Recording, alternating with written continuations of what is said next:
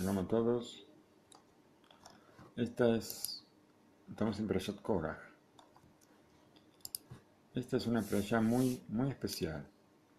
Muy especial porque nos enseña principalmente qué terrible es la discusión.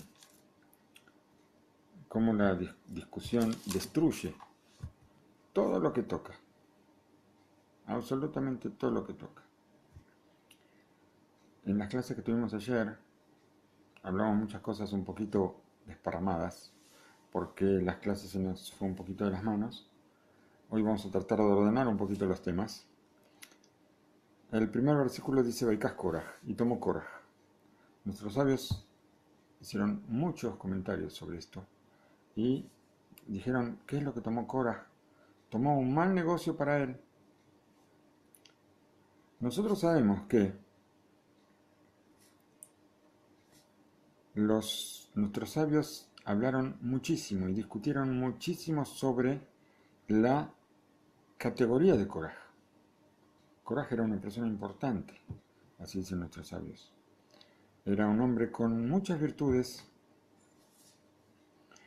Rashi dice, Piqueahaya, que tenía los ojos bien abiertos. Una persona con los ojos bien abiertos, una persona atenta.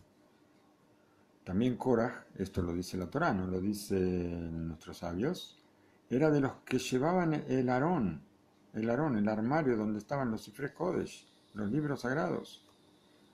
Korach era uno de los que los llevaba, o sea, así de importante era Korach. Y no solamente eso, sino que Korach tenía espíritu de profecía, tenía Ruach HaKodesh. Él sabía las cosas que pasaban porque Hashem le hablaba. Y justamente con tanta grandeza, toda esa grandeza lo hizo caer. ¿Cómo es posible? Nuestros sabios de bendita memoria dicen en la Gemara, en el Tratado de Sukkah, todo el que es más grande que su compañero, también su instinto del mal es más grande. Por eso, el Yetzer Hará, el instinto del mal, que tiene tan grande que tenía Korach, consiguió hacerlo caer hasta el punto que lo hizo discutir con Moshe Rabbeinu, una cosa increíble. ¿Cómo puede ser que vaya a discutir con Moshe Rabbeinu? Que vaya a dudar de la veracidad de Moshe Rabbeinu. ¿Cómo es posible una cosa así? Y nos enseñaron nuestros sabios, también en la Gemara, en el Tratado de Baba Batra, que el rostro de Moshe era como el rostro del sol. ¿Qué nos quiere decir esto? Así está escrito en la Gemara, en el Talmud, en el Tratado de Baba Batra. Y nuestros sabios, muchos sabios, preguntaron, ¿qué significa esta comparación? ¿Qué significa decir que el rostro de Moshe era como el rostro del sol? ¿Qué es el rostro del sol? Los dibujitos que hacen los chicos, que hacen un circulito amarillo con rayitos y con ojitos y una boquita. ¿Esto es el rostro del sol? Seguro que no. Entonces, ¿cuál es la comparación que hacen nuestros sabios? Sin duda, la luz que emanaba el rostro de Moshe era muy fuerte y tal vez mucho más fuerte que la misma luz del sol. Y nuestros sabios trataron de mostrarnos a nosotros, o de informarnos a nosotros, que la luz de Moshe era tan grande, pero había que explicarnos. ¿Cómo nos va a explicar nuestros sabios cómo era la luz que emanaba el rostro de Moshe? Es algo que nosotros no podemos entender. Nosotros no vemos a nadie por la calle con una cara luminosa, ¿no es cierto? Entonces, ¿qué nos pueden decir nuestros sabios? Era una luz interna, una luz que salía, una luz espiritual. ¿Qué nos pueden decir? Nos tienen que hablar con los términos que nosotros manejamos. Entonces, nosotros vemos que el sol es lo más fuerte la luz más fuerte que está a nuestra vista. Y nuestros sabios nos dicen que en la luz que emanaba el rostro de Moshe, o sea que el rostro de Moshe es como el rostro del sol, para que nosotros entendamos que el rostro de Moshe tenía una luz muy especial. Y nosotros no conocemos ninguna luz que sea más fuerte que la luz del sol, que sea más fuerte, más luminosa que la luz del sol. Por eso, nuestros sabios nos comparan el rostro de Moshe y nos dicen que es como el rostro del sol. Y ¿a Korah qué se le ocurrió? Se le ocurrió hacerle la guerra al sol. Esto es lo ridículo. ¿Cómo se le ocurre hacer una guerra al sol? La respuesta nos la dijeron nuestros sabios, porque el Yetzer Hara, el instinto del mal, es más grande que él. Un hombre grande tiene un Yetzer Hara más grande. Y este Yetzer Hara está dispuesto a convencer a la persona a salir a hacer una guerra, inclusive contra el sol. Este Yetzer Hara tan grande que tenía Korah tuvo éxito para mostrarle a él por Ruach HaKodesh, por Espíritu Divino, que de él iba a salir una descendencia muy importante. Y él pudo ver que Shmuel Anabí, el profeta Shmuel, iba a ser descendiente de él. Entonces dijo, si yo peleo contra Moshe Rabbeinu, uno de los dos va a quedar, o él o yo. Y si yo veo que de mí va a salir Shmuel Anabí, quiere decir que yo voy a quedar con vida y Moshe va a morir. Esto le dio la fuerza para pelear contra Moshe Rabbeinu, pero lamentablemente no supo que no era tan así. Porque en verdad Shmuel salió de él, y en el Tehilim leemos que Shmuel era como Moshe y Aarón, así está escrito. Y entonces, ¿qué fue lo que él no terminó de ver en su profecía? En su profecía él no vio que los hijos de él no murieron, los hijos de Korah. Y está escrito en la Torá, en el Sefer de Barim, y dice, Ubene Korah lo metu. Los hijos de Korah no murieron. Y eso él no lo vio. Él vio que de él iba a salir Shmuel. Entonces pensó que todo estaba bien, que él podía discutir contra Moshe. Y hay una discusión, nos cuenta acá Rav Rubén Karelstein, hay una discusión en nuestros sabios. ¿Cómo fue el final de Korah? ¿Ustedes saben? ¿Alguien me puede decir cómo fue el final de Korah? ¿Quién se acuerda? En la Gemara hay una discusión. No es tan así, tan fácil. Pero, a ver, estoy esperando que alguien escriba, ¿no? Hay tanta gente que está viendo. A ver quién puede escribir. Nadie escribe. No tienen que tener miedo. Todos nos podemos equivocar. ¿Y quién se equivoca? El que hace algo. El que no hace nada no se equivoca. Si nadie escribe, nadie se va a equivocar. Y si alguien escribe, puede ser que tenga razón y puede ser que tenga no. Pero la opinión siempre es válida. Muy bien por la señora Edith. Muy bien. Esta es una de las opiniones. O sea, lo más conocido es que se lo tragó la tierra. Perfecto.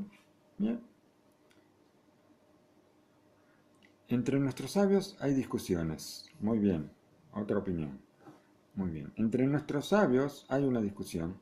No la discusión de Korah, sino discusión de sabios. Discusión de sabios normalmente es una discusión de Shin Shamaim y tiene finalidad y nosotros tenemos provecho de esta discusión. Es la única discusión que vale y la única discusión que sirve es cuando nuestros sabios discuten por temas de Torah para esclarecerla.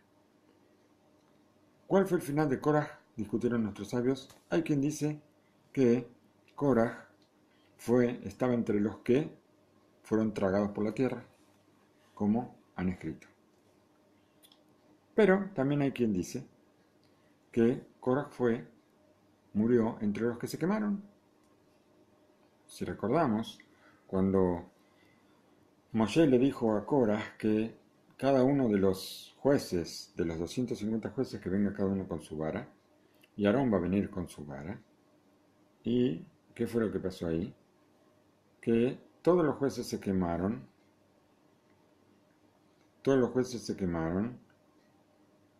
y Aarón, por supuesto, no. Y hay quien dice que, muy bien, lo más común es decir que la tierra abrió la boca y se lo tragó, pero hay quien dice que no fue así, sino que él murió junto con los 250 jueces del tribunal que se quemaron y él se quemó con ellos. Hay otra tercera opinión que dice que él también estuvo entre los que se quemaron y también se lo tragó la tierra. O sea, ¿y cómo entendemos eso? Que el castigo fue doble. Fue quemado y fue tragado, las dos cosas. ¿Por qué? Porque fue tan grave lo que hizo que merecía un castigo doble. O sea que fue un...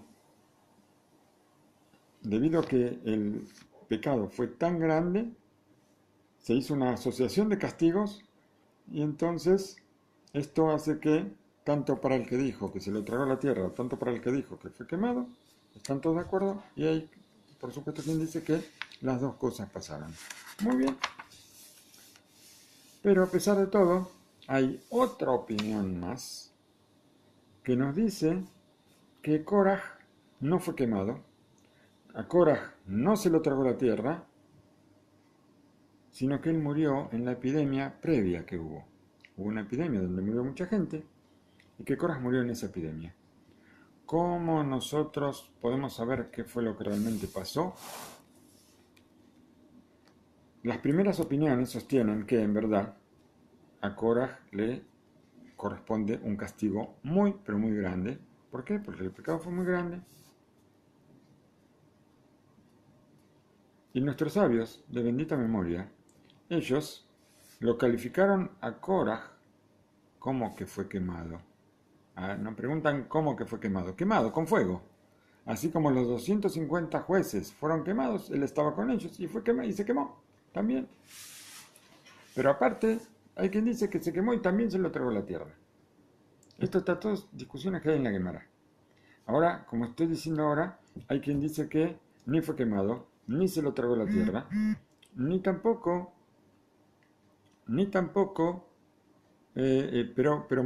pero murió en la epidemia.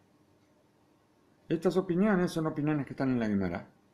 Y, por supuesto, nosotros sabemos que así como la Torah es verdad, también la Gemara y el Midrash es todo Emet, es todo Torah, es todo de Hashem.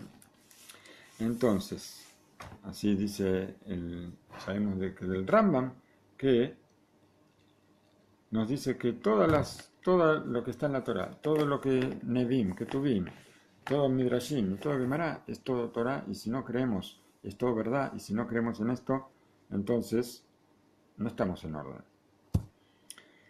Muy bien, nuestros sabios calificaron a Korah como apicoros, o sea, renegado.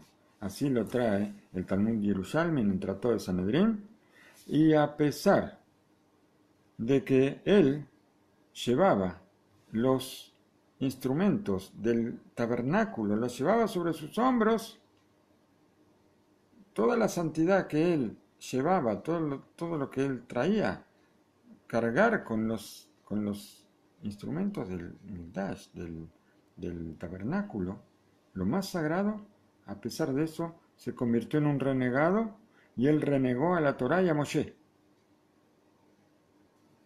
Hasta que llegó a decir que Moshe no era verdad, Hasu Shalom, y que la Torá no vino del cielo. Esto llegó a decir Korah. Así trae la Gemara del Talmud Yerushalmi.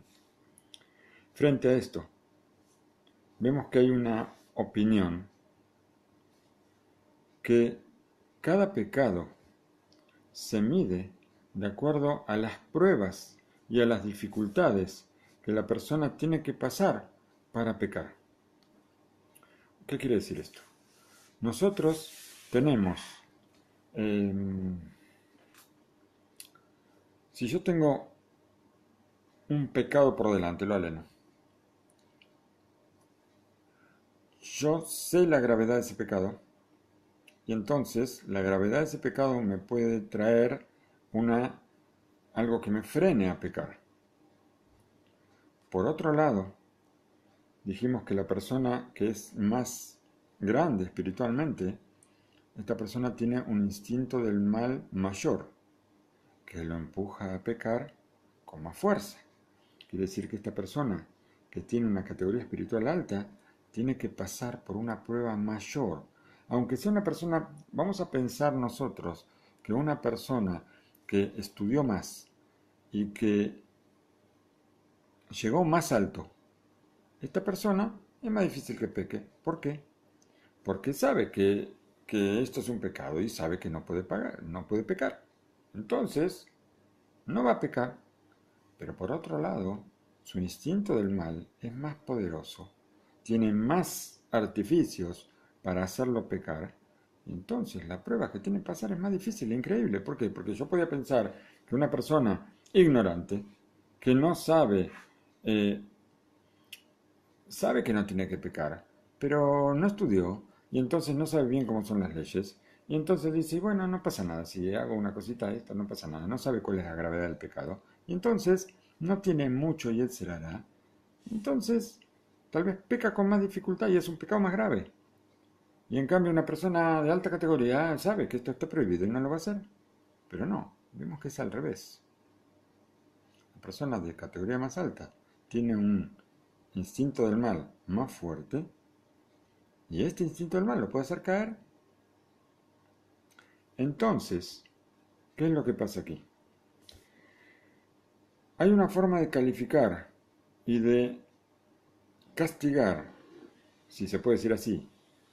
O sea, vamos a suponer, nosotros no sabemos bien cómo es el juicio celestial. ¿Por qué? Porque esto lo sabe Hashem nada más.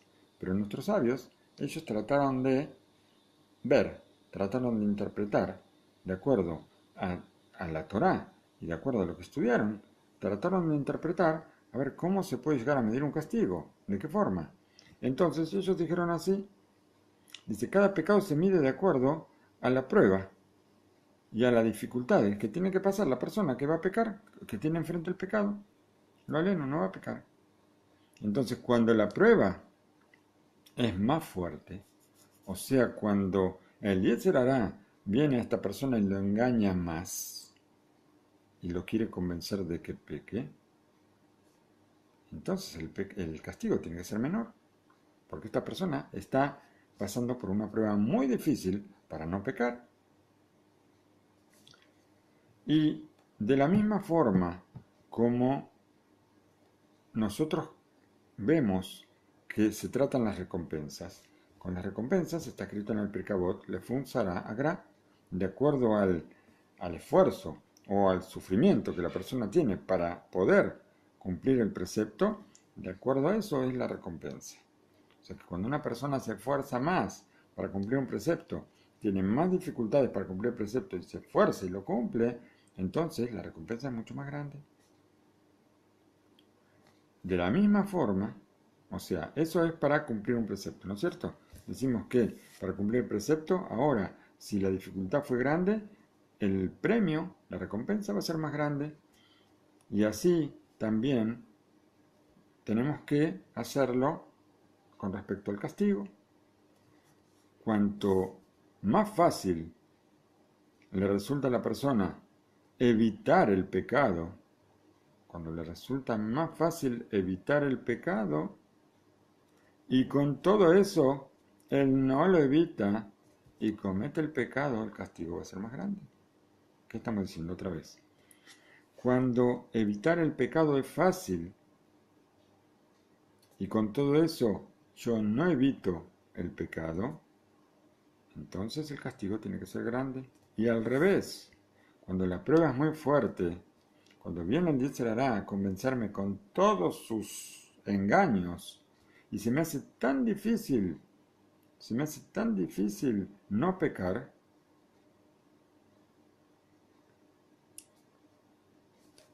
y con toda esa dificultad, porque se me hace muy difícil no pecar, y lo aleno, esta persona peca, entonces el castigo tiene que ser menor.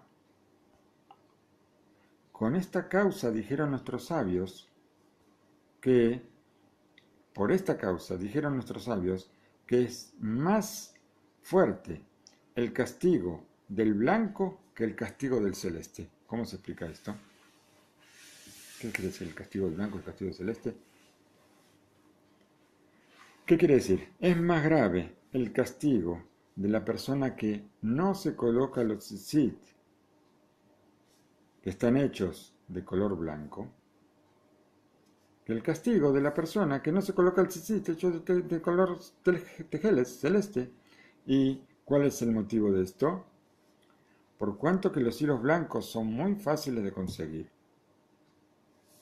y no hay ninguna dificultad para tenerlos, entonces la persona que anula el precepto se considera muy pecador y el castigo va a ser más fuerte. ¿Por qué? Porque conseguir celeste hoy en día es imposible, porque no sabemos ese pez llamado gilazón, dónde está y dónde encontrarlo y cuál es, y no sabemos cómo hacer el hilo tejelet, el hilo celeste. Entonces la persona que no cumple el precepto del tzitzit celeste, entonces el castigo va a ser menor. ¿Por qué? Porque es muy difícil conseguirlo. Como es muy difícil conseguirlo, entonces es más fácil caer en el pecado y es muy fácil anular ese precepto porque no tenemos cómo cumplirlo casi.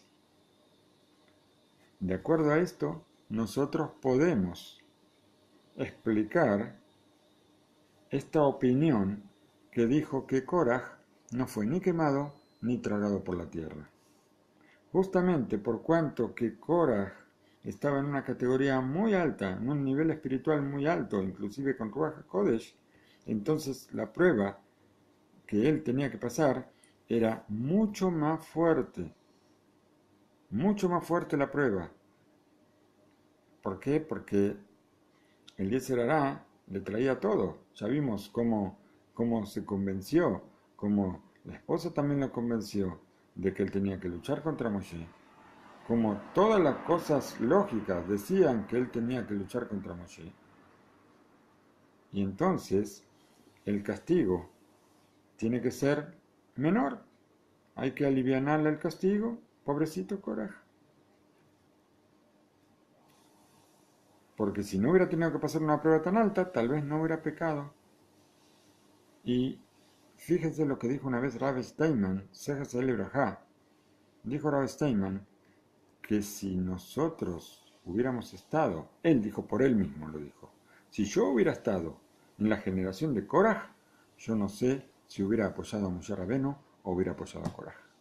Tal vez me hubiera ido con Koraj, porque la prueba era muy, muy fuerte. Hasta aquí, función trasnoche.